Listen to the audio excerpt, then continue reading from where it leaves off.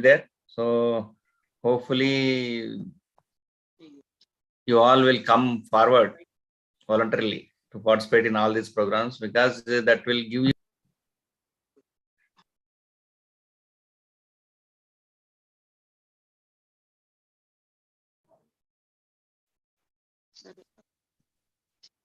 there is a poor connection. Madan, are your student receiving this communication with you, with your this IACTA webinar communication to your PG students? Yeah. Yes, sir. Every bi-weekly, right? Yes, every correct. Thursday. Correct. Yeah, alternate Thursday.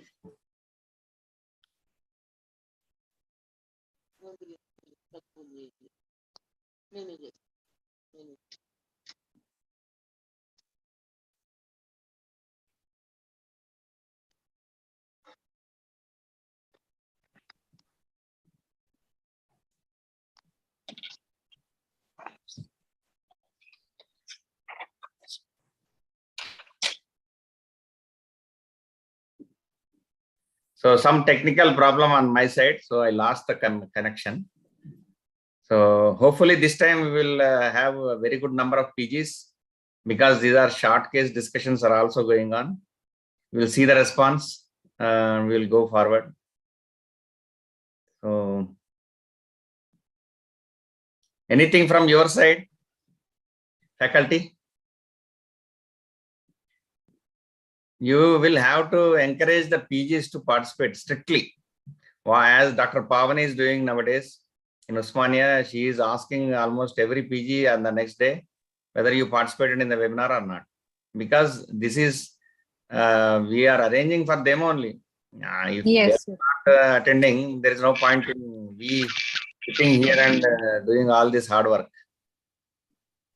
So whenever a webinar flyer comes, please share it to all the PGs in your respective colleges. That's what from our side. We are committed to continue these webinars. As you see, for the past 2 years we have been doing, and we will do. Whoever is in my place, I hope they will do the same thing. So this will go on. Only thing is we need some encouragement from PG side by their participation. So welcome Dr. Veeresham Garu, President ISA Telangana. Now only thing is you have to unmute.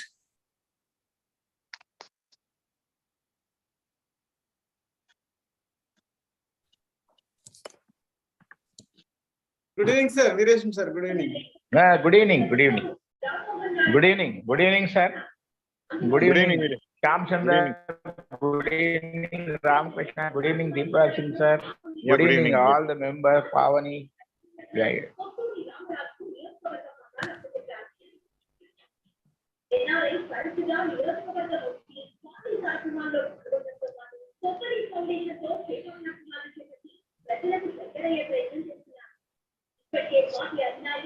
I think someone's TV is making a lot of disturbance.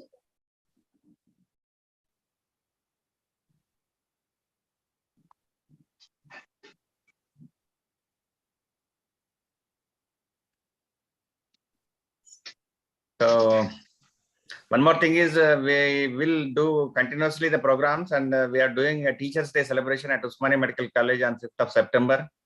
So please be there to honor your teachers, be a part of honoring the teachers. So my request to all of you, and there is a academic as well as cultural programs and felicitation of the teachers. So I will share the flyer in 2 days' time. So that is another thing. So how many people joined so far? 15.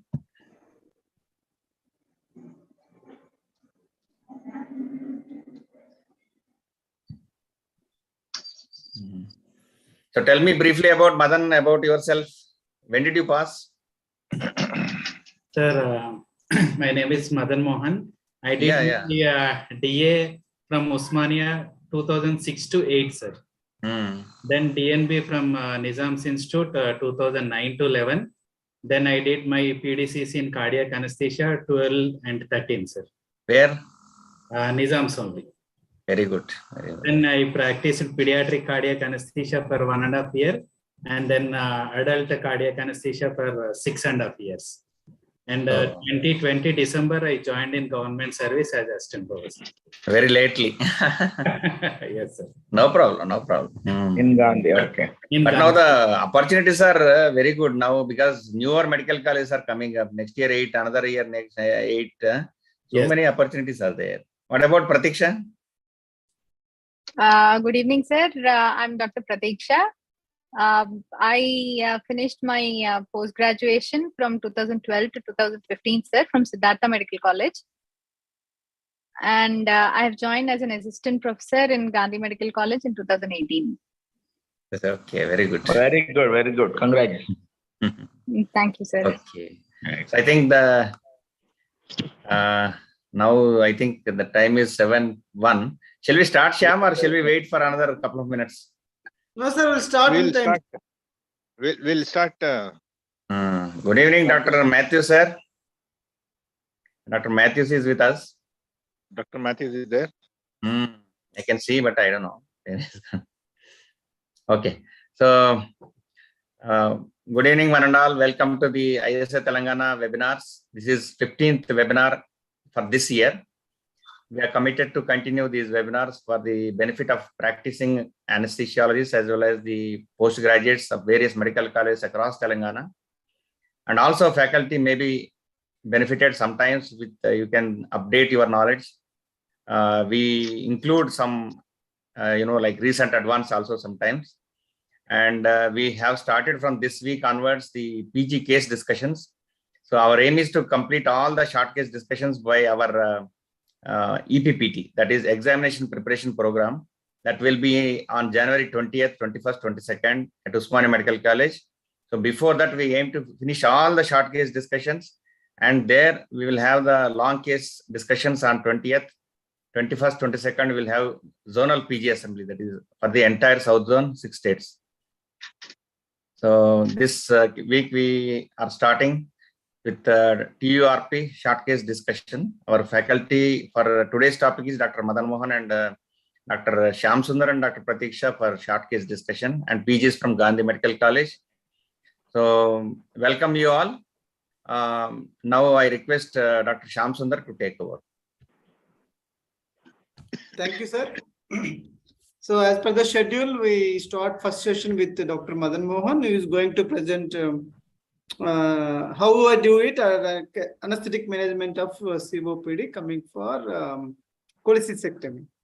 Madan is a assistant professor from Gandhi Medical College. I request Madan to continue with the session.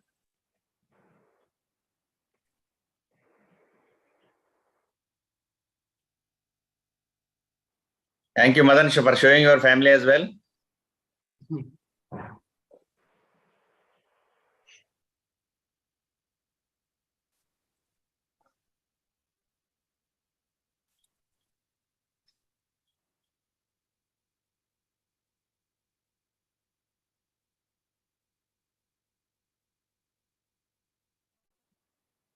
Madan, unmute yourself and you can start sharing your screen.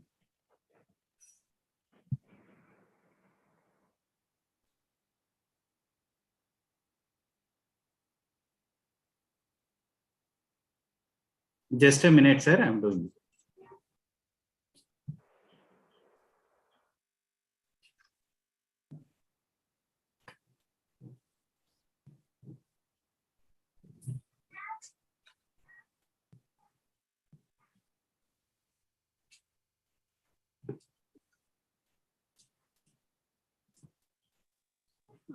Sir, Hanumantra sir, is that Hanumantra is from the Warangal? Am I correct? Yeah, meanwhile, before Madan start.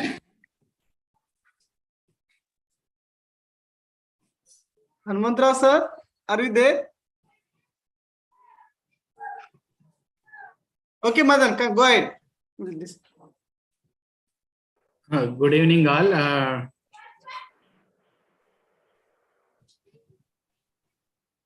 Today's topic is anesthetic management of lap cholecystectomy with COPD. So I'm starting with a small case scenario. like a 62-year-old, 65 kg male patient with cholelithiasis is posted for lap cholecystectomy. He presents with cough and yellowish mucus expectoration. He can climb 2 flights of stairs with difficulty.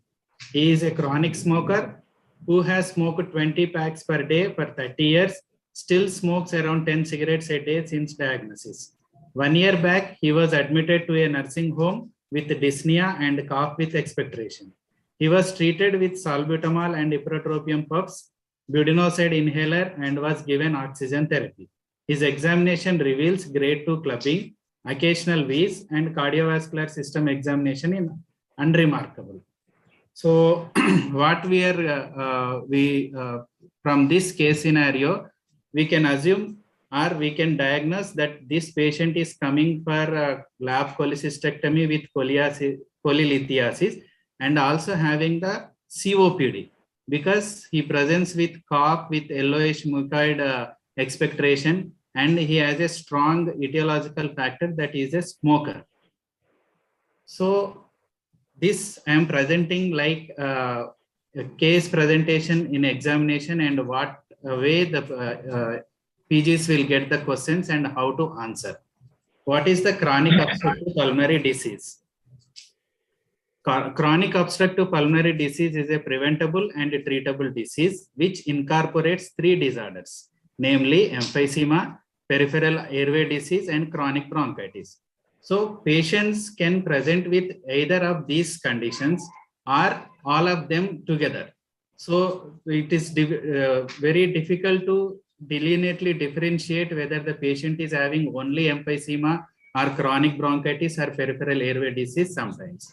But the dominant clinical feature is airflow limitation, which is not fully reversible. It is a progressive and associated with abnormal inflammatory response to lung to noxious particles. This is poor. Some of the conditions which are poorly reversible airflow limitations like bronchiectasis, cystic fibrosis, and fibrosis due to tuberculosis are there, but they are not included in the definition of COPD. COPD it mainly consists of either chronic bronchitis, emphysema, or peripheral small airway disease. What is chronic bronchitis? It's a chronic productive cough for 3 months in each of 2 successive years in a patient in whom other causes of productive chronic cough have been excluded. Then what is emphysema? This is the presence of permanent enlargement of air spaces distal to the terminal bronchioles, accompanied by destruction of their walls and without obvious fibrosis. What are the causes for COPD? The most important cause is cigarette smoke and other are air pollutant, whether outside inside the environment or outside the environment. Outside the environment, like occupational exposure to dust particles, particularly those who are working in coal mining, gold mining, and textile industry. And within the house, it is nowadays it is very rare, still a etiological factor that main cause in the COPD in females, that cooking on a coal fire is the most important cause. And patients present with alpha-1 antitrypsin deficiency, they are more prone to develop the emphysema. So what are the differentiating features between chronic bronchitis and emphysema? The main mechanism in chronic bronchitis is there is a decreased airway lumen resulting from mucus and inflammation. In emphysema, it is a loss of elastic recoil of the small airways. And the presentation wise, emphysematous patients, they have very severe dyspnea, but chronic bronchitis patients present with moderate dyspnea. When compared to FE1, it is decreased in both the conditions, but when you see the PaO2 and PaCO2, there is a significant decrease in PaO2 and increase in PaCO2 seen with chronic bronchitis, but that much of difference will not seen with emphysematous patient. And the diffusion capacity decreases emphysema, that is normal in chronic bronchitis. And because of the chronic hypoxemic conditions, the chronic bronchitis, they will have the high hematocrit values, and they are more prone to develop the carb pulmonale, and the prognosis is very poor when compared to emphysema. So how do you diagnose COPD? It's mainly a clinical diagnosis. Any patient presenting with cough and expectoration of having the etiological factors like smoker or exposure to environment airway irritants, and the presence of post-bronchodilator FEV1 by FEC less than 0.7 is certainly diagnostic point of chronic obstructive pulmonary disease. So what are the mechanisms underlying airflow limitation in COPD? So the hallmark in obstructive disease is airflow limitation. This may be caused by combination of inflammation and narrowing of small airways and destruction of the lung parenchyma. There is a loss of alveolar attachment to the small airways due to inflammation with consequent decrease in the elastic recoil of the lungs, which will lead to an airway collapse during early expiration, and there is a limitation to the airflow. So it occurs particularly in emphysematous patients, which results in marked dyspnea and exertion. So what are the differences between chronic obstructive pulmonary disease and asthma, which is also a obstructive pathology? So asthma will see usually the early onset in the life, but COPD occurs later in life, after middle age. And COPD associated with prolonged smoking, exposure to some chemical dust. But asthmatic patients, they will have the history of allergy and eczema is present. COPD is a slowly progressive disease, but asthmatic patients vary their symptoms from day to day and even the same day from time to time. So airway is as well as parenchyma both are affected in COPD. In asthmatic patients, only airways are affected, and airflow limitation in this patient is largely reversible with it is structural in nature, and in asthma airflow limitation is largely reversible. So how will you grade dyspnea in COPD patient? As per Medical Research Council grading of dyspnea, it is graded to 5 grades, 0 to 4. 0 means they will get breathlessness and sternness exercise, means the normal patients are those does not have any clinical presentation of COPD. And shortness of breath when hurrying on the level or walking up slight hill, so graded as a grade 1, and grade 2 when they walk more slowly than the people of the same age on the level. If a person stops for breath after walking about 100 meters or after a few minutes on the level, then it is graded as a grade 3, and very severe or grade 4 when they are too breathless, even they will get breathlessness while leaving the home. So how will you investigate this patient? And when you ask for echocardiographic evaluation of a COPD patient.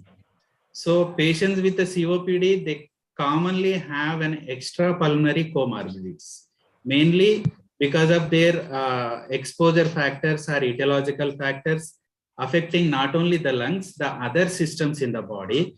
Or in a severely dyspneic patients, they will have they're difficult to even take the meals, that will lead to nutritional deficiency. And most of the time, these COPD patients, they will have the recurrent pulmonary infections because of poor in clearing their secretions and pent up of the secretions. That will all these factors will lead to their nutritional abnormalities, and because of the ingredients in the smoke or dust, they will affect the other systems. They will have the extrapulmonary abnormalities like nutritional abnormalities. They are prone for or increased risk for myocardial infarction, respiratory infections, sometimes depression, diabetes, sleep disorders, anemia. So these will all be there. So we have to evaluate the patient, not only the respiratory wise, for other causes also.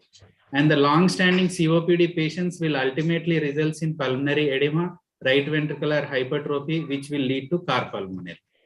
So the investigations are directed at detecting the presence of these comorbidities, which will help in preoperative optimization of the patient, which includes complete blood count, which may show you the anemia because of nutritional deficiency. Sometimes we'll see the high hemoglobin, polycythemia, because of chronic hypoxia or carboxyhemoglobinemia. Sometimes we'll see the raised WBC count when they have an active pulmonary infection.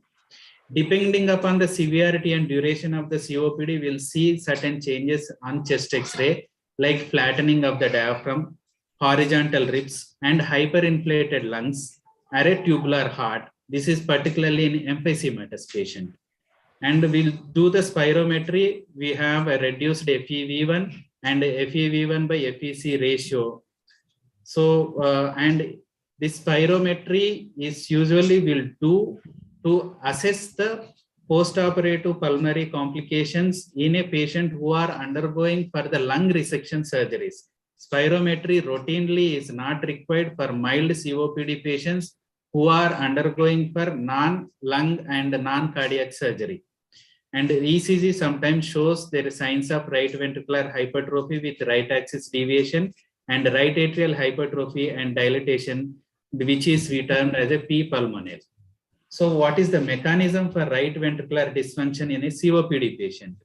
These patients are prone for recurrent nocturnal desaturations and frequent exacerbations of COPD, which will lead to chronic hypoxia that will lead to polycythemia. Both chronic hypoxia and polycythemia results in development of pulmonary hypertension, which ultimately leads to right ventricular dysfunction. But as per American Thoracic Society recommendation, 2D ecography is not routinely required for all patients with the COPD. So when you order for 2D echo and when you ask for 2D echo, when the patients present with dyspnea, fatigue, or dyspnea that is disproportionate, means if the patient is in COPD having grade 1, grade 2, but dyspnea is having grade 3, grade 4. So that means he is having extrapulmonary causes for the dyspnea. So in these situations, you will ask for 2D echo, so which will tell us that right ventricular hypertrophy or right atrial enlargement. Sometimes you will see the LV dysfunction. And arterial blood gas analysis will show normally near normal or normal pH, borderline PO2 decline, normal or slightly raised CO2 or bicarbonate in mild to moderate cases. So how will you grade this COPD? This is the GOLD classification. This is a global initiative for chronic obstructive lung disease classification. According to this, this is stages as a stage 0, that is at risk patients, mild, moderate, severe, and very severe. In a simplified manner, if the patient is having chronic symptoms, that is cough and sputum production with normal spirometry, will grade it as a stage 0 or at risk patient. And when we term as a COPD, the FEV1 by FEC is less than 70% predicted values. So this is fixed. This will be there in all grades. So depending upon the FEV1 level, this is further divided as a mild, moderate, severe, very severe. When FEV1 is more than 80% of the predicted, it is mild COPD or stage 1. If it is between 50 and 80%, it is moderate COPD. Between 30 and 50%, it is severe COPD, and less than 30%, very severe COPD. There is one more classification, which is American Thoracic Association classification, very simplified classification. According to that, that is stage 1, stage 2, and stage 3 are grade 1, grade 2, grade 3. When the FEV1 is more than 50%, it is graded as a grade 1. Between 35 and 50% of the predicted FEV1, it is stage 2, and less than 35% is stage 3. This is same thing in a simplified way. So can we predict post-operative pulmonary complications, and when is patient deemed unfit for surgery and the anesthesia? So there is a evaluation risk factors for the development of post-operative pulmonary complication, depending upon the patient-related factors, procedure-related factors, and test predictors. So patient-related factors, elderly patients who are more than 60 or 65 years of age, ASA grade 2 and higher patients, patient presenting with congestive heart failure, and chronic smoker. Procedure related, when the patient is undergoing for emergency surgery, thoraco-abdominal surgeries, major surgeries like head and neck, and the vascular surgeries. When the patient requiring general anesthesia and when patient requiring long duration of anesthesia, usually more than 3 hours, and test results like albumin levels less than 3.5 gram per deciliter, which denotes the nutritional deficiency of the patient. When these factors are there, we can predict these patients are high risk for development of post-operative pulmonary complications. And a recent study found that apart from these factors, the patient who is having nasogastric tube in situ or who is undergoing the reoperation during the same admission will have a high risk for POPC. So now we'll see some bedside pulmonary function test. So there are different bedside pulmonary function tests which we can assess the pulmonary functions. The cough test, in which we'll ask the patient to take a deep breath and cough once. The test is set positive if the first cough leads to a recurrent coughing, which leads to there is a underlying bronchitis, means patient is having some inflammation and the infection inside. Second is wheeze test. When patient is asked to take a deep inspiration and expiration and will auscultate between the shoulder blades. If we can hear the wheeze, that means the patient is having severe obstructive disease. The most important test is at the bed test is the maximum laryngeal height. This is the distance between the top of the thyroid cartilage and the suprasternal notch at the end of expiration. If it is less than 4 centimeter, it definitely an accurate sign of obstructive airway disease, which is compared to the pulmonary function test. And a forced expiratory time, this will place a bell of the stethoscope over the trachea, and we can set a stopwatch or your smartwatch or smartphone. Instruct the patient to take a deep breath, the possible deepest, and then blow it out as fast as he can. Then start the stopwatch at the beginning of the exhalation and stop as soon as you have an audible expiratory sound.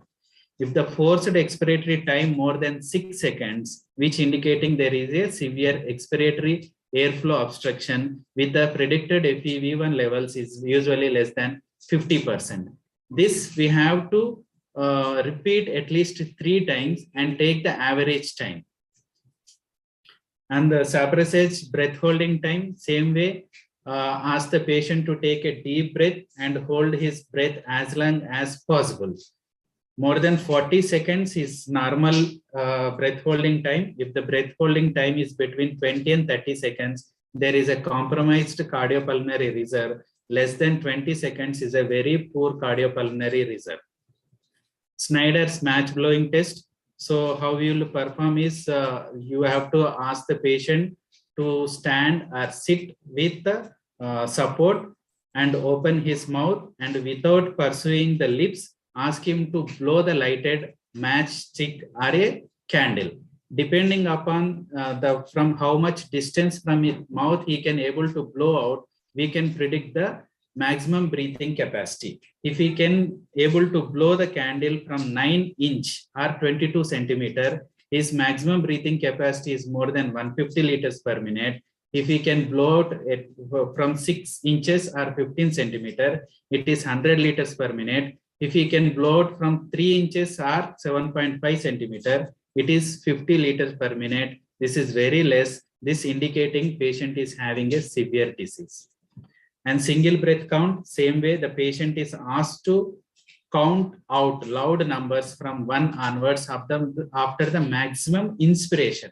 So the individual with the normal respiratory function can count 50 and more. If the single breath count is less than 15 seconds, indicating there is severe impairment of his vital capacity. And the peak expiratory flow rate measurements, this is commonly and very useful in a assessment of asthma and a poor indicator in COPD patients.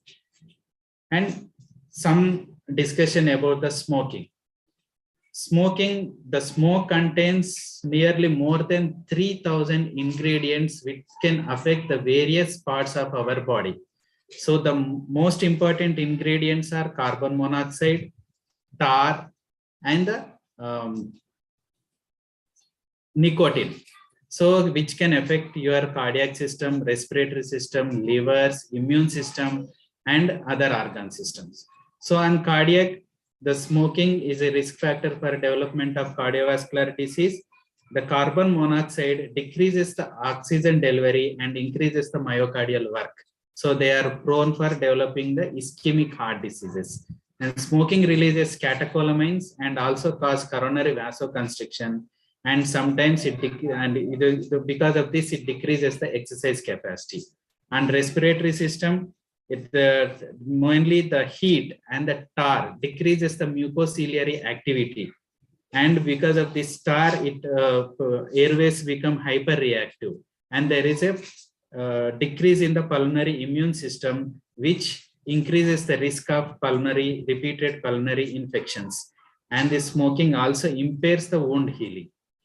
And so what are the effects of smoking cessation? So even a small or short period of cessation will have some advantages. Like even if patient is coming to you, like our case, which is presented initially, the patient is still smoking. So in those cases, ask the patient at least stop smoking a day before the surgery. They will have few advantages, like increasing oxygen carrying capacity, because the half-life of carbon monoxide and carboxyhemoglobin and nicotine are very short-lived. The elimination half-life of carbon monoxide is approximately 4 to 6 hours when the breathing in room air, and within 12 hours of cessation, the P50 increases 22.9 to 26.4 mm of Hg. That means this ODC curve shift to the right, and there is a better delivery of the oxygen to the tissue. And the plasma level of carboxyhemoglobin decreased from 6.5% to 1%. That means his blood oxygen levels and available oxygen levels will increasing. And carbon monoxide may have a negative inotropic effect that will also be short-lived. The symptomatic effects of nicotine on the heart rate are transient and lasting only 20 to 30 minutes. So what will happen if you have a sufficient time? So ask the patient to abstinence from the cigarette smoking. What happens? So cigarette smoking causes mucus hypersecretion, impairment of mucociliary transport, and narrowing of the small airways. So this smoking may interfere with normal immune response and increase the risk of pulmonary infection following anesthesia and surgery. So you can have a decreased post-operative pulmonary complications from smoking cessation, which is related to physiologic improvement in the ciliary function, macrophage activity, and small airway function, as well as decrease in sputum production. But to achieve all these goals, it is required at least 6 to 8 weeks of abstinence from the cigarette smoking. So some components of the cigarette smoke stimulate the hepatic enzymes also. They will have the elevated liver function test. To return this elevated liver function test also take at least 6 weeks. So the optimal timing of smoking cessation before surgery to reduce the pulmonary complications post-operatively, it takes at least 6 to 8 weeks. So asking the patient to stop smoking just before day of the surgery, is it any advantage? It may not be, because the airways are hyperreactive. They may increase the sputum production, and they will have the psychological effect, like because of nicotine withdrawal symptoms they will have, and also they will feel fear of inability to handle the stress. So there are some methods which have been devised to aid in smoking cessation, like counseling, pharmacotherapy, and nicotine replacement. There are different delivery systems are there, that the major side effects is the local irritation at the side of drug delivery. And there are some antipsychotic, antidepressant drugs like bupropion is there, but we need to start this at least 1 to 2 weeks before smoking is stopped. So how can you proceed when a patient is coming for non-cardiothoracic surgery, like in our case? First, we have to evaluate the patient, like what are the patient risk factors and how to optimize the risk factors, and what is the procedure related risk factors, how to optimize that, what is the RAB related factors, how to optimize that, and optimize the condition like smoking cessation, using of bronchodilators. When the patient is having active pulmonary infection, appropriate antibiotic prescription, and post-operative procedures like deep breathing exercises, incentive spirometries. So what are the preoperative measures undertaken to optimize the COPD patient? The single most important factors in COPD, because the most important etiological factor is smoking. So cessation of the smoking is very important. If the patient stopped smoking less than 8 weeks, then the predicted post-operative pulmonary complications is highest, around 57%. That can decrease to 14.5% if the patient stops smoking more than 8 weeks ago before the surgery, and which is almost equal to the persons which never smoke, in whose the pulmonary complications is around 12%.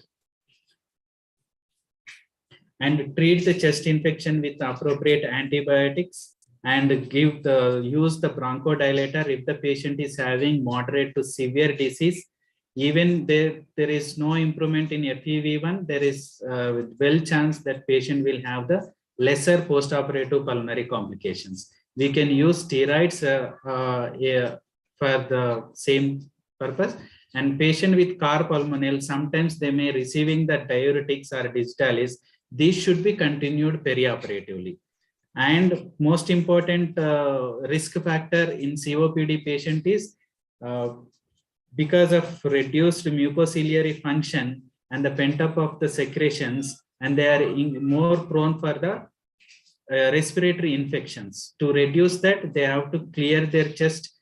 So for that, we need to maintain the hydration of the patient and use mucolytic therapy if required. And preoperative incentive spirometry is always recommended, which so in a nutshell, treatment of the patient with COPD before surgery, first is cessation of the smoking, and second is use the beta-2 agonist to decrease the airway resistance, and anticholinergic drugs work very well in COPD patients, and it is not controlled, use inhaled corticosteroids. And if the patient is presented with respiratory infections, use appropriate antibiotics and supportive oxygen therapy. This is very important. So every patient does not require supplemental oxygen or home oxygen therapy. Who require this supplemental oxygen? The patient who are having PaO2 less than 55 mm of Hg or hematocrit more than 55%, which indicating chronic hypoxemia, and when there is evidence of carpulmonale. So small oxygen like 2 liters with the nasal bronchs. The goal is to maintain the PaO2 above 60 mm of Hg, so not like 80 or 90. And if the patient is having a carpulmonale, right-sided heart failure and peripheral edema, if the patient is already on diuretics, continue them. If not, you can start.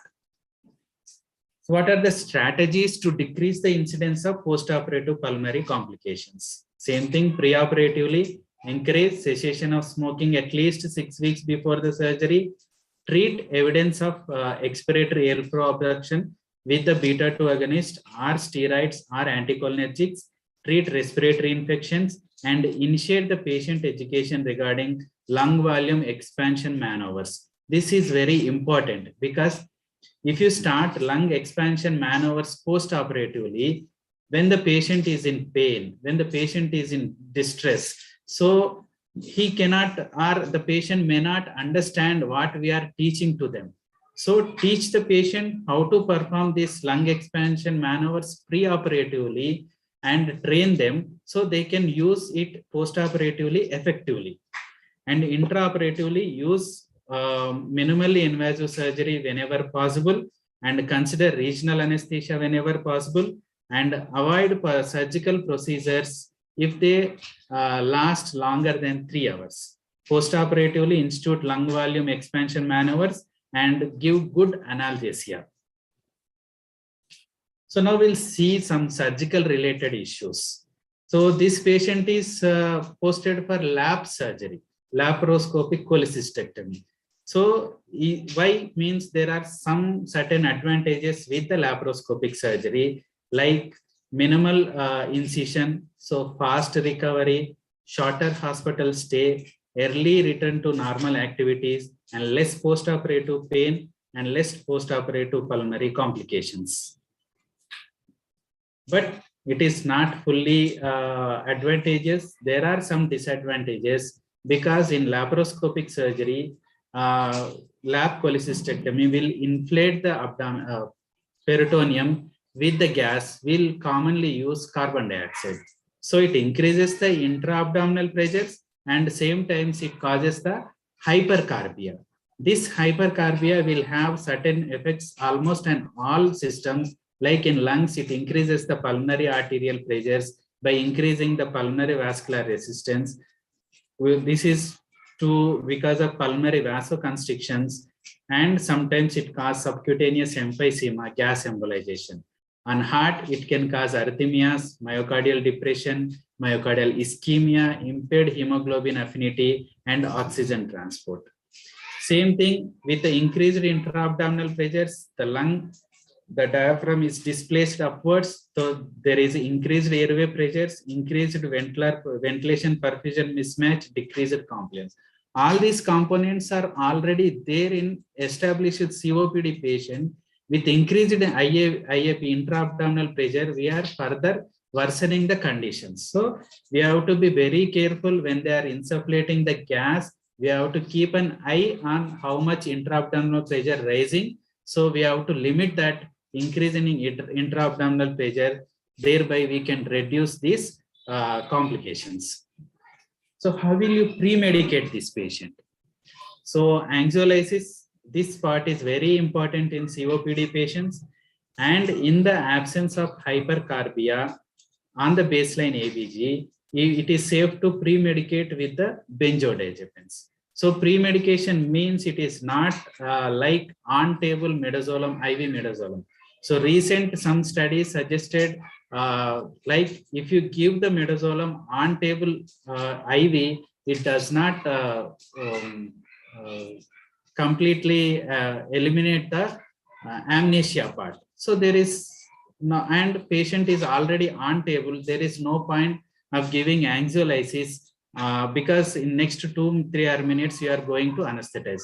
So please remember, whenever you are considering that anxiolysis means it is oral anxiolysis, you should start night before the surgery and possibly morning on the day of the surgery. These benzodiazepines do not alter the bronchial tone, so you can safely use, and they are unlikely to produce the central respiratory depression also.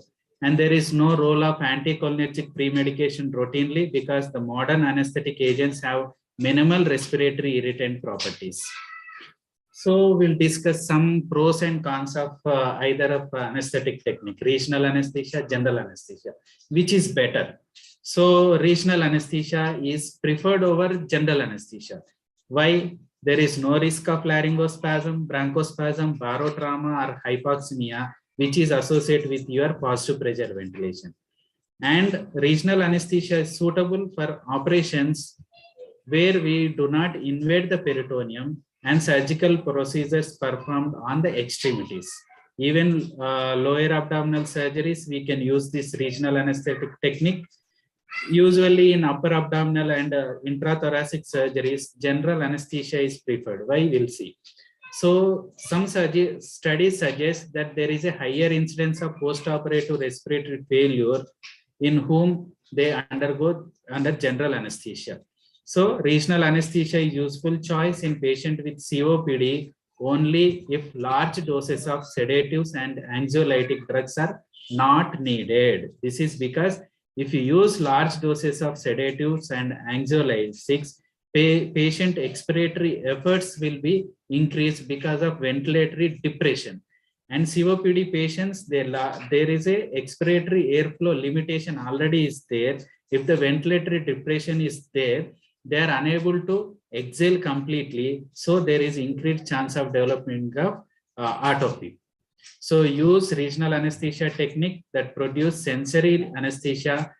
Above T6 level is also not recommended because of same reason, because high blocks can impair the ventilatory function, requiring the active exhalation. This affects the parameters like expiratory reserve volume, peak expiratory flow rate, and maximum minute ventilation. So clinically, this is manifested as an inadequate cough. So in our patient is coming for lap chole. So it's a laparoscopic surgery where the regional anesthesia technique is not appropriate. And coming to general anesthesia, usually we'll give general anesthesia along with volatile anesthetic, because volatile anesthetics have some advantages. They will eliminated very rapidly. So the residual effects are minimal, and they will have a minimal and respiratory depression. And volatile anesthetics also cause bronchodilation, which is another advantage. But desflurane we cannot use as an induction agent because it's a respiratory irritant.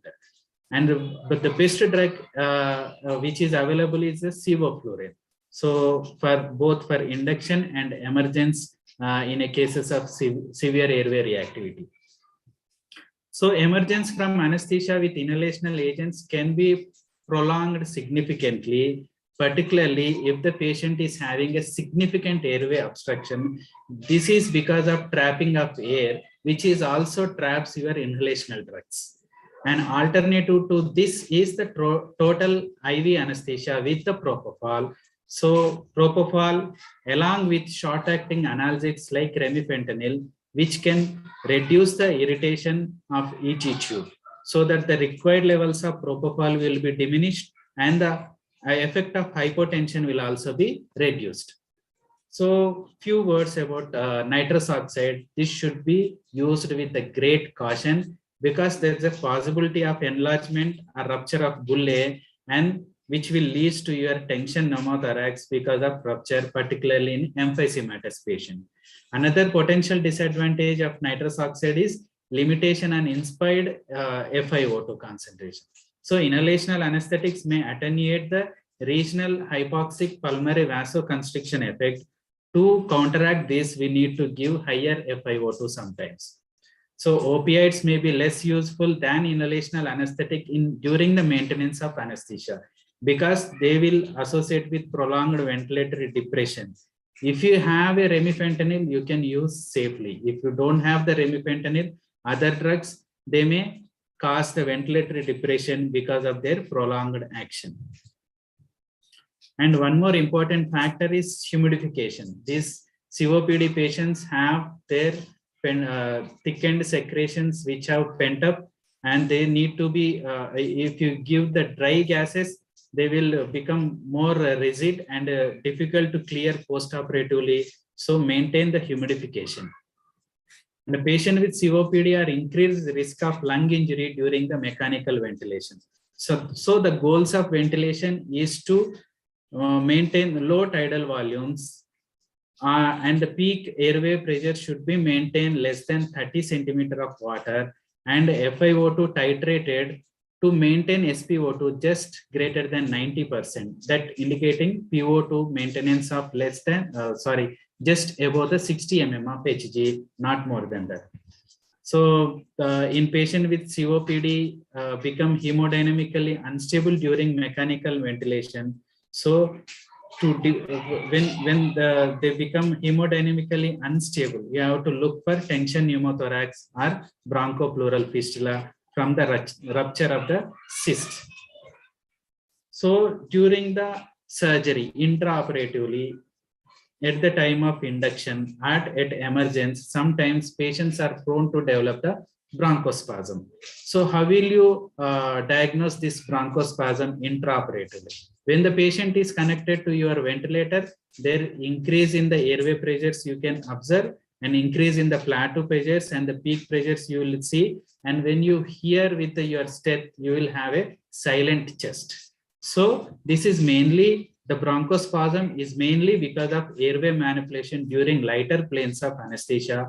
So treatment includes deepen the anesthesia either with volatile anesthetics or use propofol, and deliver a short-acting bronchodilators through your ET tube like puffs, and do the suctioning after deepening of anesthesia, and administered IV corticosteroids or epinephrine. Sometimes you can use the magnesium sulfate.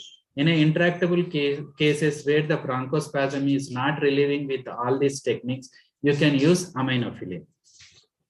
So what is the ideal way of inducing and maintenance of anesthesia is use sevoflurane based induction along with short-acting remifentanil or fentanyl with the small doses of propofol and maintain with the sevoflurane. So what are the monitoring would you institute for this patient? The standard monitors, most important thing is ETCO2. When your patient is undergoing for major surgeries, so you need to have a invasive arterial blood pressure monitoring also. The advantage with this is you can take the ABG analysis perioperatively. You can monitor even post-operative period, and the central venous monitoring, which will help in optimizing the fluid therapy. So how will you secure airway and conduct of anesthesia? You can use the neuromuscular, non-depolarizing neuromuscular blockers. So the currently available vecuronium, rocuronium, and pancuronium affects the M3 receptors, which does not have any effect on bronchoconstriction. You can safely use, but the benzoyl quinolines like atracurium may cause histamine release, which will increase the bronchial tone. It's better to avoid those drugs. But with the cisatracurium, release of histamine is not seen clinically. You can use that. So small words about what is auto-PEEP. So expiration is a passive process. So this totally depending on the caliber of the airway and the elastic recoil of the lungs. If a next breath is delivered to the lungs before completion of exhalation of the previous breath, so there is accumulation of air in the alveoli that creates some positive pressure at the end of expiration, which we term as a auto PEEP or intrinsic PEEP. So this cumulative increase leads to increased amount of air being trapped in the lungs and results in overexpansion of lungs, leading to dynamic hyperinflation. So what are other causes of auto PEEP? Like mucus plugging of the airway, large minute ventilations, block in the expiratory circuit of the ventilator, such as block in HME filter, and ventilating with a small size endotracheal tube with inadequate expiratory time. So do you anticipate any problem during the reversal when you will extubate this patient? Very important. So for reversal, we'll use the neostigmine. Neostigmine can cause bronchospasm. To counteract that, we'll use the anticholinergics, either atropine or glycopyrrolate. When to extubate, whether in a deeper plane or when the patient is fully awake. This again depending upon the patient condition.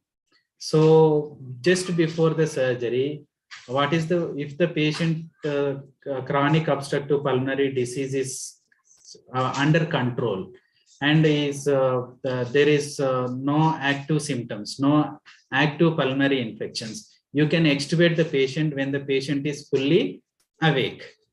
But the patient is having active COPD during the surgery, just during the surgery, there is a high chance when the patient will become awake, which will irritate the airway.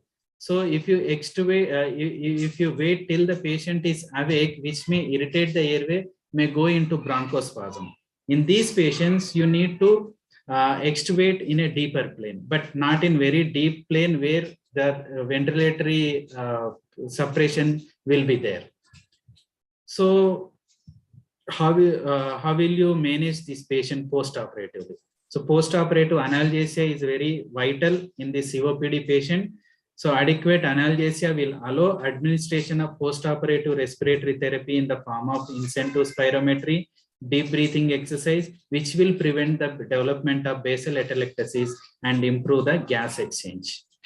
So some of the post-operative pulmonary complications like decreased FRC because of the basal atelectasis. Sometimes the patient may need prolonged mechanical ventilation.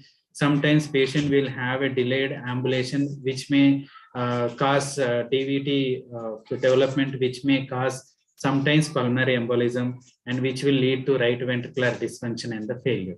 So few words about the post-operative hypoxia, which is the most common post-operative complication in the COPD patient. Main cause is the diffusion hypoxia, particularly when you use the nitrous oxide, because it is more soluble.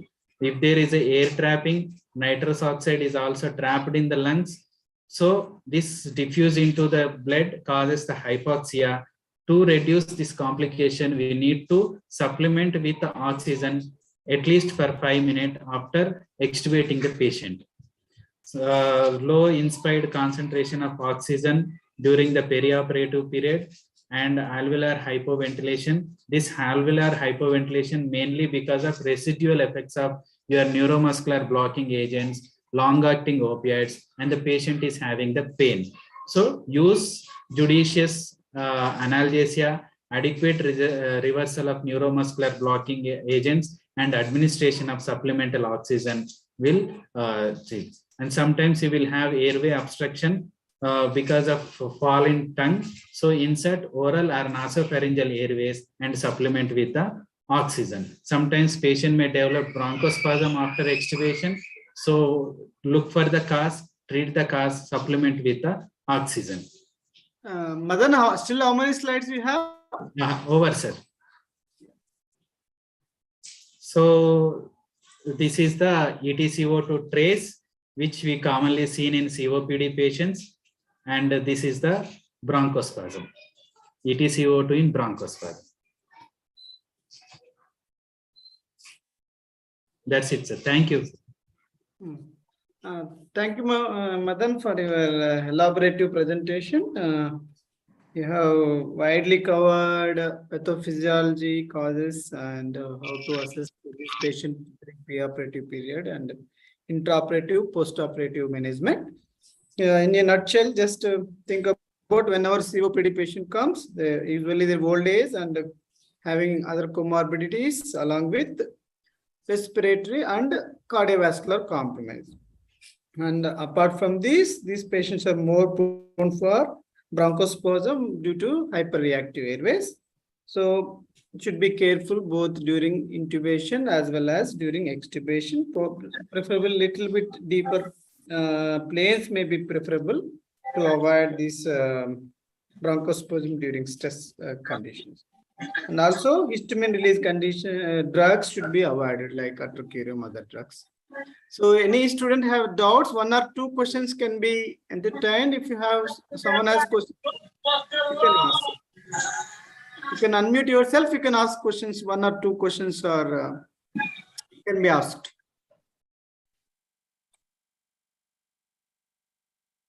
Meanwhile, I ask Dr. Pratiksha to, or the presenting PZ should be ready with the slides. Okay. Any questions from the audience? Yeah.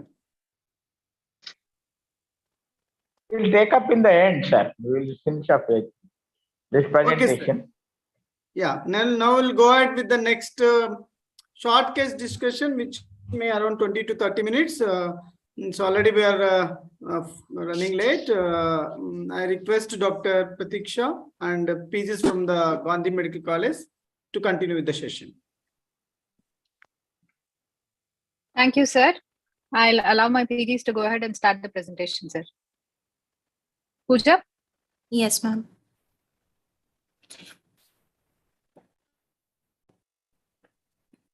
Switch on your video so that Yes. more constant.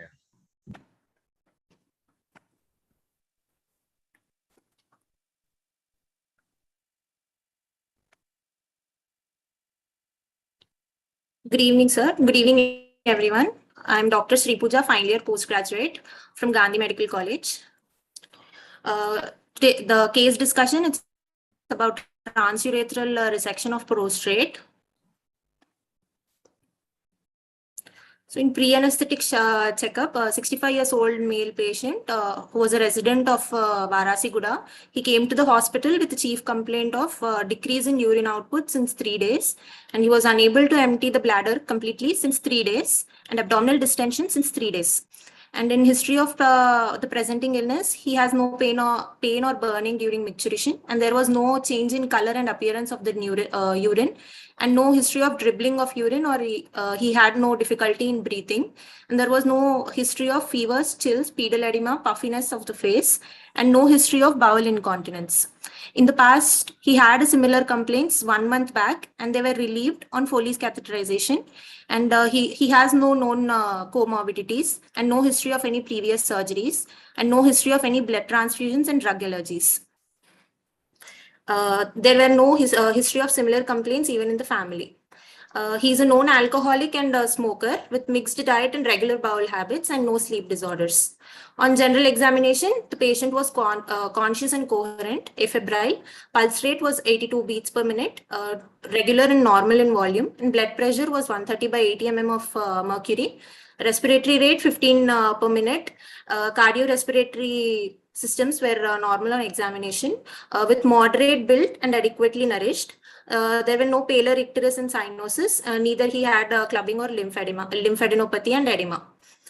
In airway examination, mouth opening was adequate, and there was missing right lower premolar. Oral cavity was normal with Mallampati grading grade 2. Temporomandibular joint was normal with thyromental distance 7 centimeters and sternomental distance 13.5 centimeters. And on examination of the spine, there was no kyphosis and scoliosis of the spine.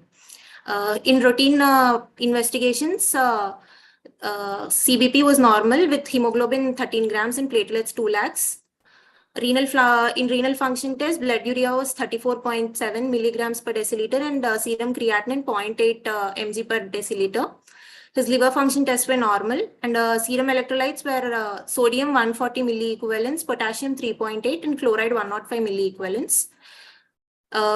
Bleeding time and clotting time were within normal range, with the ECG showing sinus rhythm. In ultrasound, the kidneys were normal in size and echo texture. Bladder was distended with polypoidal growth in the posterior wall, and prostrate was grade 4, measuring up to 74 grams, and the prevoidal residual urine volume was 245 ml, and after voiding, the volume was 104 ml. So this patient has been diagnosed with grade 4 prostatomegaly, and he was posted for transurethral resection of the prostate.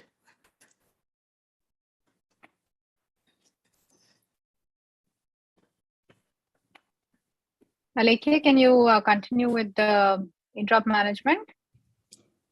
Yes, ma'am. Yeah. So before that, the patient having no comorbid conditions is 65-year male patient coming for TURP, right? Yes, sir. Yeah. So do you want to have any other investigations? Or whatever is done is enough? As he has no comorbidities, we didn't advise for any 2D echo, sir. Good, good. No need. Yeah. As I Yes, said, there sir. is no comorbidities and the patient is not having any breathlessness. Symptoms, sir. Yeah. So no symptoms of suggestive of the cardiac disease. No need to ask for 2D echo. Thank you. Yes. Thank you. No further investigations. Okay. What is your plan of anesthesia? We opted for regional anesthesia, sir. So regional means? Subarachnoid block. Okay, spinal anesthesia you want to give. So Yes, why you sir. don't want to give general anesthesia? Why you want to prefer spinal than general? So the advantage of spinal was if at all there are any complications like bladder rupture, or if we are going for, which is most common complication like TURP syndrome, we can identify the signs if the patient is conscious, and airway manipulation we can decrease, sir, because as he's a smoker and old age, we can avoid the airway manipulation. Any other advantages for spinal or regional anesthesia? One more is there will be peripheral pooling of blood, sir. So the load on the heart will decrease. Okay. Baba? Post-operative. Blood Yes, loss sir. will be less. Blood loss will be less. Yes, sir. By maintaining the pressures. Yes, sir. So venous embolism also can be less when Yes, sir. compared with general anesthesia, regional anesthesia. That's all. These are the advantages of regional anesthesia. Yes. Sir. Okay. Yeah. Now go ahead. Like this is the okay. What is your pre-medication you want to give? Any blood you want to reserve? Any Yes, other sir. We wanted to reserve the blood, sir, because there are chances of excessive bleeding. Because the size of the gland is more. Okay. So any other pre-anesthetic orders? Yes, sir. Want And any for pre-medication, medication for particular pre-medication? anti-anxiety. Okay. What do you want to give? We gave alprazolam, sir. Okay. So Oral any alp- is antacid the prophylaxis oral. you want to give? Sir, and also Antacid prophylaxis. yes, sir. Do you want to give H2 blockers or antacid as you want to give, or you don't want to give in pre-medication? In patient, it is an elective case, sir. So patient has been on nil per mouth for more than 8 hours. What are the nil per mouth is equal to more than 8 hours? No, sir. It's only for 6 hours, but this patient has been for 8 hours. Solids 6 hours. Clear fluids? Clear fluids 2 hours, sir. Yeah, that's what I'm saying. So my question is whether you want to give antacid prophylaxis or not. You want to give Rantac or pantoprazole, or you don't want to give? Yeah, I think we can give in, right? Why you are thinking so much? Yes. Why you don't want to give? At least tell me, Pony. Because the patient is fasted as per you, at least overnight or 6 hours or 8 hours, whatever you were saying. And post-op also patient will be fasting another 5-6 hours. Am I right? Yes. Yes, sir. Then this much long, it may not be a first case many times. Yes. And why you don't want to give? Why you are thinking so much about antacid? I think the general Because we have assumption already is, prescribed we are not it in going the for general anesthesia. They are thinking about whether they should give antacid prophylaxis. So regional anesthesia you don't want to give. I mean, spinal. No, sir. The patient has already been prescribed, sir, oral. So we don't give it in intra-op, sir. So already pre-anesthetic orders I asked. Yes, sir. Yes, sir. Pre-anesthetic alprazolam and yes, sir. Yes, sir. Yeah, that's clear. Okay. So yes. What are your monitoring things if you're planning to give spinal anesthesia? Yes, sir. What kind of monitoring you want? We'll monitor for oxygenation, sir. Oxygenation and that is pulse oximeter. Yeah. Yes, sir. Circulation, non-invasive blood pressure monitoring and ECG. And in this particular case, there are chances of hypothermia as we are using the irrigant fluid at room temperature. So we'll also monitor the temperature, sir. Okay, as you are talking about, see, what kind of concerns you have? Like this patient is going for TUP, a old man. So what are the anticipated problems for this kind of patients? Old age, there are chances of, as the subcutaneous fat is very less, sir, there are chances of hypothermia. And they might be having any joint. One more reason for here is reason for hypothermia. Is there another reason? Spinal anesthesia, sir. Another reason? Irrigation fluid. Yeah, the volume of fluids. Yeah, there will be a lot of absorption up to 1 to 2 liters, 75 grams of prostate. Okay, so they're more prone for hypothermia. So all take measures, whatever, like rewarming or warming up fluids. Those things need to be taken care. Yes, sir. Next. Regarding the position in this case, sir, we'll put it in lithotomy. As it's an old age, there are chances of arthritis and high chances of nerve Injury to the nerves due to the position. Lithotomy position related concerns. Yes, sir. Correct? Yes, Next. sir. Next. Chances of excessive absorption of fluid, sir. So what happens? TURP syndrome. Is that you want to Yes. say? Yeah, TURP syndrome, the possibility of getting TURP syndrome. Next.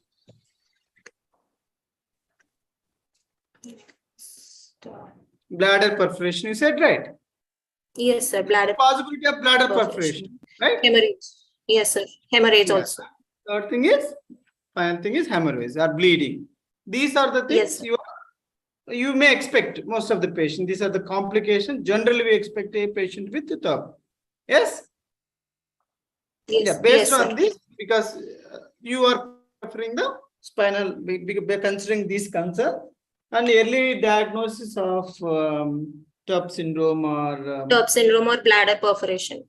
yes, and apart from the other benefits, you are preferring less bleeding. Those issues you are preferring spinal anesthesia, right? Yes, sir. How do you estimate blood loss in TURP surgery? Sir, depending on the size of the gland, sir, and duration of the surgery, and by calculating the hemoglobin, if we want the accurate measurement, by calculating the hemoglobin in the irrigated fluid. So how much blood loss you will expect each gram of tissue if they plan to remove? Sir, it's 20 to 50 ml per gram of resected tissue, sir, or 2 to 4 ml per minute. Yeah. So both the surgery duration as well as amount of The size tissue of that the is gland. going to be. Yes. Yes, sir. Good. Yes, Pratiksha, you can carry on. So for every case of TURP, you need to ask for blood grouping and typing. Yes, Sometimes you may need transfusion also. So cross matching sometimes needed. sir. Okay, sir. Can you elaborate about the types of irrigation solutions that are available and also the complications that are associated with a few complications that are associated with them? Yes, yes, ma'am. Nowadays we are using 1.5% glycine, ma'am.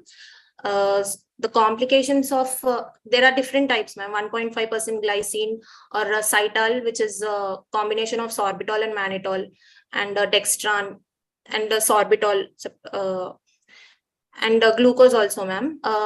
So the complication of glycine is the end products of metabolic end products of glycine are ammonia and glyoxylic acid, ma'am, which may cause toxicity and visual impairment, as glycine is a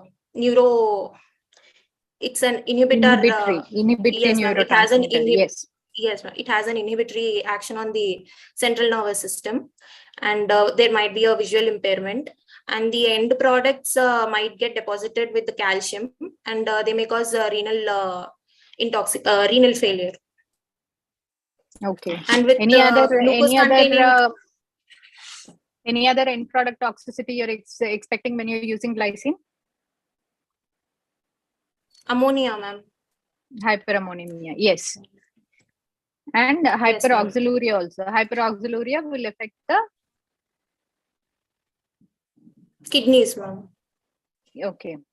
And how about hyperammonemia? Other thing the examiner will ask is, what is the solution being used in your institution? That you should be ready. Yes, sir. 1.5% glycine, sir. And then other question they will ask is, sorry. Dr. Sri Pooja or any other PG? Who is the other PG with you? Alekhya, sir. Alekhya. Okay, whoever. Like, why can't we use normal saline or ringer lactate? Sir, they are having electrolytes, sir, which conduct electricity. So they may damage the adjacent tissue, sir. So we preferably we don't use the electrolytes containing solutions, sir. Any other reason? Or dispersion of energy from the cautery, is that the reason? Or damaging the tissue or dispersion of energy that is produced by the cautery is the reason? Dispersion of energy. Yeah, okay. Okay. Yes. Next question. And how about distilled water? Distilled water can you use? It's non-ionizable. So can you use distilled water? The tonicity, ma'am, it's a hypotonic solution. Extremely hypotonic, yes. Yes, sir. So, yes, ma'am. So it may cause hemolysis. Yes, yes. Okay. Can you tell me the factors by which you can, which actually govern how much of irrigation fluid is absorbed? Yes. I didn't get the question, ma'am. Factors influencing absorption. Yes, duration of the surgery, sir. Duration of the surgery and the weight, the size of the gland, and surgical technique. If the capsule is violated, then the sinuses will be open, so the absorption will be more. And the height of the irrigation fluid from the pubic symphysis. Generates more ideal pressure and ideal height. 60 to 70 centimeters of water is the ideal pressure, sir. The acceptable height is up to 60 centimeters from the pubic symphysis. If more than that, the hydrostatic pressure increases, so the absorption of the irrigation fluid increases. Okay. Can you estimate the amount of fluid that has been absorbed? Yes, ma'am. The absorption will be from 10 to 30 ml per minute, ma'am. Okay. Or by calculating the. Calculating the. Is there any formula that will help you to estimate this? Based on, say. Go ahead. By calculating the sodium, ma'am. Pre-operative sodium by post-operative sodium minus the extracellular fluid minus into extracellular fluid minus the initial extracellular fluid. Extracellular. And how much do you want to take the extracellular fluid? 20 to 30% of the body weight, ma'am. Body weight. Okay, Alekia, can you tell me what is the rule of 60? Half of it is we covered already. Good evening, sir. Good evening, everyone. She already mentioned them. Yes, ma'am. Rule of 60 is more than 60 years age and 60 grams of prostate. And the irrigation fluid height should be, ideally, it should be within 60 centimeters from the pubic symphysis, ma'am. And what also, else? What else? The most important thing? Duration of the surgery should not exceed 60 minutes. Duration of, yes. So, how do you identify when the patient develops TURP syndrome on table? You have given spinal, patient is awake. So, how do you identify the complication? Patient can have symptoms like restlessness, irritability, confusion, and altered mental status. And cardiac symptoms like bradycardia, hypertension, and sometimes dysarrhythmias like this. And then gradually syncope, desaturation, and the patient may develop pulmonary edema. Yes. Convulsion. Okay. Convulsion seizures. What do you think? What are the reasons for this, Dr. Alekia? Due to is that hyponatremia or fluid overload or hypoosmolarity? Hypoosmolarity, sir. Or combination of everything. Or can be anything, right? Like hypoosmolarity, one of the major reason. Yes, as you said, there is a volume. Okay, I mean a lot of water we are absorbing. So hyponatremia also possible, right? Yes, sir. If large volume is, which also reduce the sodium content. That also affects the CNS. Yes. So the examiners wants to know how do you treat this TURP syndrome. So as an anesthetist, you should know how you identify the TURP syndrome and how do you treat. That is, that gives the understanding for the examiner that you are a safe anesthetist. So how do you treat? So once you diagnose it, how will you manage? So now you got suspicion. The patient on table developed some confusion and hypertension, tachycardia, power of saturation. Then how will you manage? Now what will you do? Patient is on spinal anesthesia, so you have to start with the 100% oxygen. Okay, start. Immediately, we have to ask the surgeon to stop the surgery, sir, and we will wash the bladder with normal NS, and it should make keep No, it that warm. is not the priority. Washing is not the priority for anesthetist. I have given a clue 100% also. oxygen. Right. We should stop the fluids, whatever we are giving, we should stop the fluid. And 100% oxygenation. Do you want to give a diuretic? Yes, ma'am. Yes, ma'am. We should start a diuretic. And we have to check for lungs, ma'am, if there are any threats or the patient has developed any pulmonary edema. Like that. If we need mechanical ventilation, ma'am. And Okay. Which diuretic you want to give? we can give furosemide, sir. Loop diuretics. How much? How much? 20 mg. Enough? 20 mg. And what if the patient is already on any other diuretic therapy? 40 mg. Yes, 40 mg or more you can give for these patients. What? And if there is hemodynamic stability, you might want to go for invasive monitoring also, and you can use CVP to guide your management. And one more thing, important thing is, if needed, intubation and IPP. Yes. Okay. Yeah. Ventilation. How would you like to correct the hyponatremia? We should, if it is moderate, ma'am, we can use normal saline, 0.9% normal saline. But if it is severe, we should go with 3% Hypertonic saline. But we should see that we don't overcorrect. We don't correct it vigorously, ma'am, because 0.5. What would be your target sodium level? More than 120 is enough, sir. Enough, ma'am. 120 milliequivalents. Okay, and what is the rate at which you want to correct? 0.5 milliequivalents per liter per minute, ma'am. Per hour. Yeah, per hour. 0.5 to 1 milliequivalent increasing. Not more than 12 milliequivalents per liter per day. Why not? Because it can lead to central pontine myelinosis, ma'am. Myelinolysis. Okay. And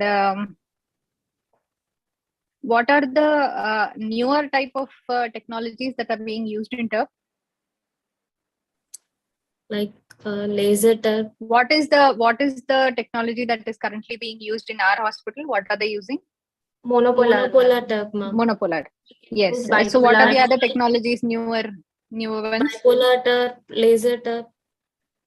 Okay, and what are the advantages of those? Holmium laser enucleation prostate. The advantage is freezing. They can vaporize the prostate gland tissue. Vaporize the, okay. What are the advantages of using these Less over bleeding, monopolar? Less bleeding, ma'am. And we Less can bleeding use, and the fluid, we can use normal saline. yes, and almost eliminates the possibility of TERP syndrome. Chances of TERP syndrome. Okay. Dr. Pratiksha, please tell the PG name rather than answering both. You specify one PG so that the voice won't is echoing. Okay. If you want a question to some PG, specify the name. Yes. Alekia, can you tell me if now we have spoken about symptoms when we gave spinal. So supposing you have given general anesthesia to the patient, how will you identify TERP syndrome in a patient whom you've given general anesthesia? First, there is immediately fall in saturation, ma'am, and we will check the blood pressures. Hypertension will be there, followed by hypotension. And there can be dysrhythmias. Yes, ma'am. ECG abnormalities, you can have nodal rhythms, you can have widening of QRS complexes like it happens in wide QRS hyponatremia. Okay. And what are the fluid, blood-stained froth coming from the endotracheal tube. Madam, blood stain. Yes, sir. Pulmonary edema. Correct. If the That patient is on indicates general what? anesthesia. That indicates what? That is Alekya? the pulmonary edema. Pulmonary edema. Yes. That is the in case of TERP syndrome. Pulmonary edema, ma'am. Yeah. If the Yes. patient is on ventilator, there is high resistance alarm is the first indication. That is followed by blood stain Pollen, sir. and the other changes, ETCO2 changes. ETCO2. Yes. Yes, sir. Okay.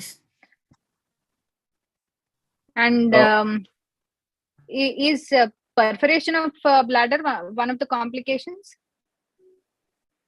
How will you identify perforation Yes, of the ma'am. bladder?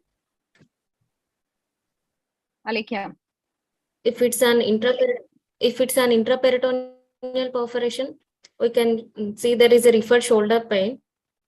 And in case of any extraperitoneal bladder perforation, patient will have the suprapubic pain and there is a discomfort.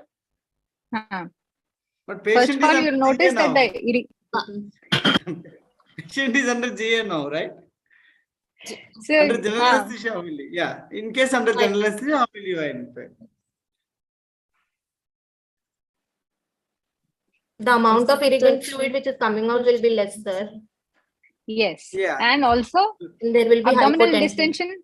Abdominal distension, will it be there? Will be, yes, If it's intraperitoneal, yes. Yes, ma'am. Yes, ma'am. What are the expected post-op complications you're expecting in this patient? Bleeding, clot retention, ma'am. Like post-operative MI, deep venous thrombosis. DVT, okay. And post-cognitive dysfunction, ma'am. Post-operative cognitive dysfunction.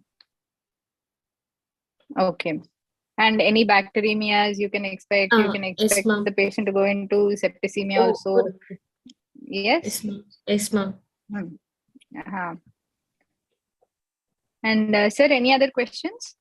Post-op management, Alekya, what do you do? Sir. Post-op pain management. Post-operative pain management. Yeah, even if it is TERP, the patient will be having pain, no? So. Yes, sir. Can you first specify the nerve supply to the prostate? Yes, ma'am. T12, L1, L2, ma'am. That's all? No sacral involvement? Parasympathetic is S2, S3, S4, ma'am. Okay. So, and post-operatively, we can give opioids, sir. Low dose opioids. Like fentanyl or tramadol. Okay. You said you want to go for regional anesthesia in these cases. So can you go with epidural? You said only spinal anesthesia. So can you go with epidural or not? Yes, ma'am. You can go with epidural. Yes, ma'am. How many times you have given epidural for, so far in your institute, epidural is given for TERP surgeries? No. Then where are you answering it? Don't do those mistakes in the exam. So what you are doing is correct. Most of the times in your institute, what they are doing is correct. Don't try to think overly and give unnecessary answers. So because what is the intensity of pain for TERP, if you know, then you decide whether epidural should be given or not. Okay. Okay. Yeah. Good evening, everybody. I'm Dr. Nirmala. Madam, welcome. Yeah, I'm Dr. Nirmala. Yeah, yes, please. Yeah, Pooja. Can you? Good evening. The thing is, why do you want to give epidural when you can safely do away with spinal? First thing is there is no need, okay? And then you told post-op analgesia with low dose of opioids. Which opioid you want to give? Is it safe to give opioid?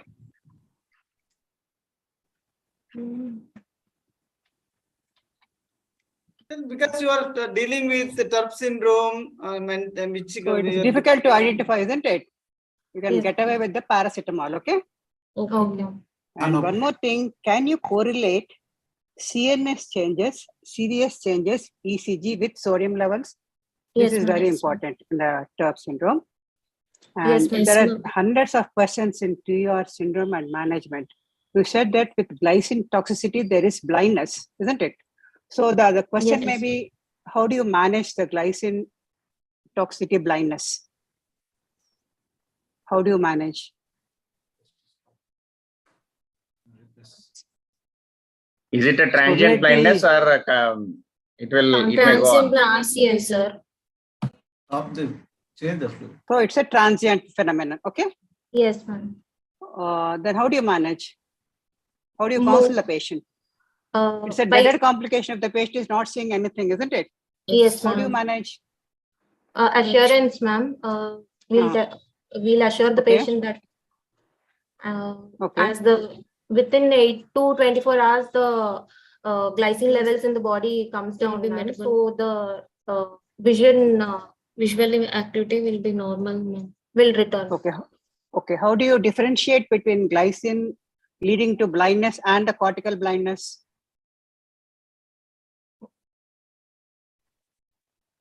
Anything to do with the reflexes?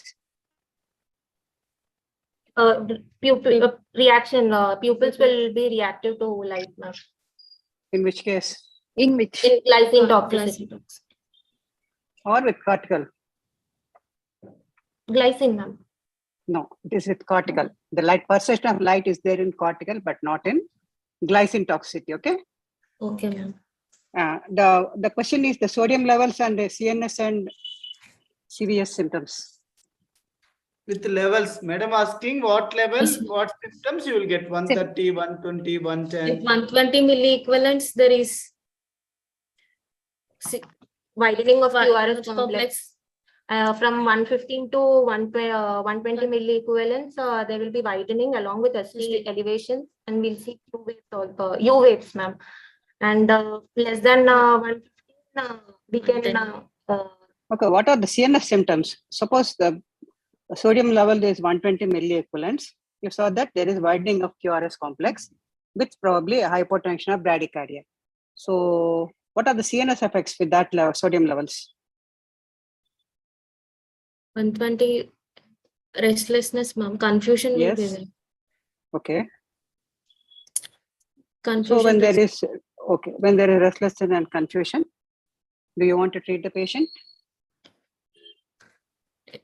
Yes. So Do you already want to told the treat the management patient? of it, okay? Isn't No, it? ma'am. Okay. No, you don't want to treat? We should see for the levels, ma'am, of sodium. If sodium levels are less than 120, then we have to treat, ma'am. Okay. Are you still using glycine in your institute? Yes, ma'am.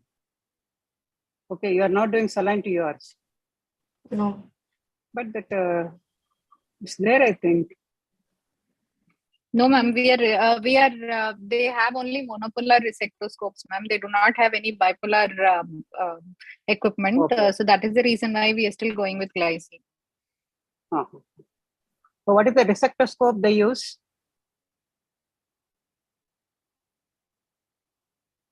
Monopolar count. Resectoscope. What is the name of it? If you are answering excellently, the examiner may ask you this question. Okay. Chances of So distinction. Iglesias. Iglesias resectoscope. Okay. Nirma madam is professor in from Nizam Institute of Medical Sciences. She is the one of the ma'am who has done probably maximum TURPs at least in Hyderabad. Probably when we invite Nirmala madam as examiner, we will tell the PGs to prepare, to a bit higher level. No, because this sir. question even I had to note down the answer, ma'am. Thank you. Thank you. Thank you, ma'am, for coming. Okay. And Okay. Right. There are a number of questions in TURP, but the thing is, you should go in a structured manner.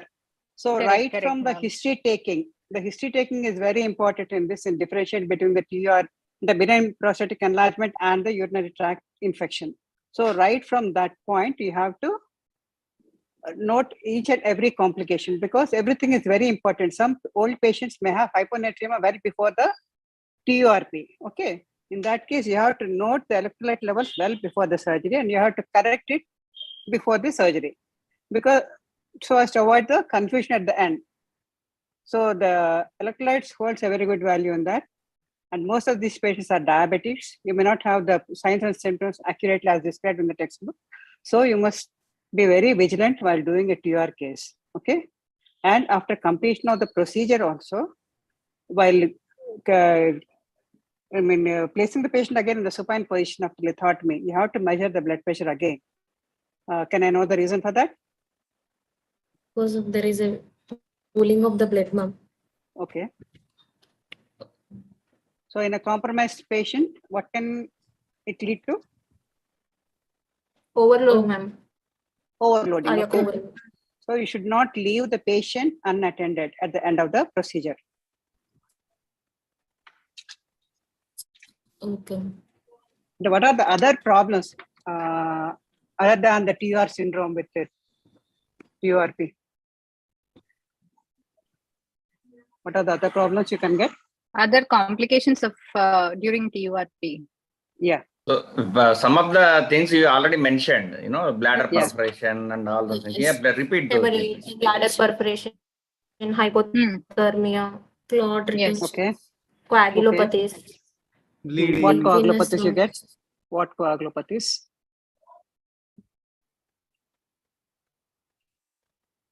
Dilutional, ma'am, and the prostate itself secretes Okay. urokinase. One is dilutional. What are the other things? Yes, go ahead, Pooja. You were mentioning about DIC, bleeding.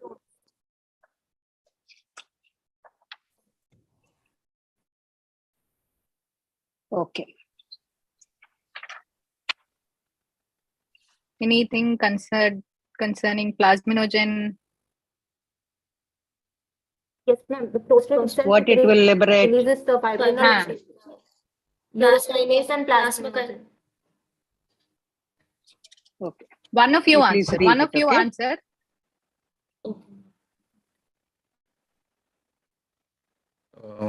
So the on the whole, the Right, examiner can right. start from anatomy, nerve supply, blood supply to post-op management. Anywhere they can ask, but all depends on your way of answering. And be confident, because TURP is the most common case, and you know, in every hospital you get that case, and you have seen so many cases of TURP. So you should know in your practice also, you should know how to manage TURP case, even if, you know, if some complication develops. So basically we test for your safety, how you are dealing with the patient throughout the intra, pre-op as well as post-op. Okay. So the questions may vary from anatomy to post-op management. Okay. So you should be ready with anatomy also. What is the weight of the prostate, and what are the lobes of the prostate, and what is the nerve supply, blood supply? Everything is important actually in case of prostate. Okay. So anything, Shyam? Shyam and Pratiksha, if you want to add something. Dr. Veeresham sir. Veeresham sir is not there. I thank Dr. Nirmala, madam, for joining us, and Dr. Lalit Kumar Raigar, sir, also, you know, like Dr. Deepraj sir, our academic chairman. Sir, yeah, please. Yeah, please. I just wanted to add one thing. Yes, sir. Yes. It was told that echocardiogram is not necessary if comorbid condition is not there. But I differ with this, because the system which is most under stress is CVS system. So even if the patient doesn't have any comorbid, it's a good idea to go for echocardiogram and see the baseline line of the cardiac condition. Definitely, sir. When a complication develops, it was specifically told that there is no need. So I was a little skeptical. I didn't agree with that. Like there is no, not just comorbids, there is no complaints. Like patient doesn't have any complaint. Even if the patient doesn't have any complaint, he is 65-year-old. And if the recommendations same not patient, suggesting, sir. Probably, I am not saying, but as per the recommendation for the students, I don't think. Maybe it's a gray zone. if the same patient comes for hernia surgery, probably I won't recommend. But for the TURP surgery, it's not a bad idea to go for echocardiogram and see for the diastolic compliance for these cases. Sometimes because yeah, as sir said, you know, fluids will be absorbed. Yes, yeah, that will because be TVS is under stress at that particular time, because we don't know, because 65 years itself, probably any other surgery I wouldn't recommend without any comorbid, or if the ECG is normal, no symptoms, I don't recommend echocardiogram. But specifically for TURP, I think it's a good idea to go for echocardiogram for every patient. Students are able to give this explanation, plus no examiner will question. If you don't give this explanation, then right. Because it's a good point. Take home message, sir. It is definitely all students that has is to the only remember. thing. The other things have been very well discussed. I congratulate you and compliment you, except for this point. Both the topics are very nice, very informative, sir. Thank you. Right. Thank you sir. all. Good night. Thank you all. Thank you, sir. Thank you, Nirmala ma'am. Thank you all. Thank you, sir. So I think this discussion is very good, fruitful and useful to all the PGs. Thank all the faculty for today, Dr. Madan Mohan, Dr. Pratiksha, and Dr. Shyam Sundar, and all the PGs who attended. I hope you learned something, and we'll continue these short case discussions in future weeks also. Thank you all. Thank you for giving Thank you, opportunity, sir. sir. Thank you for giving us this opportunity, sir. Welcome.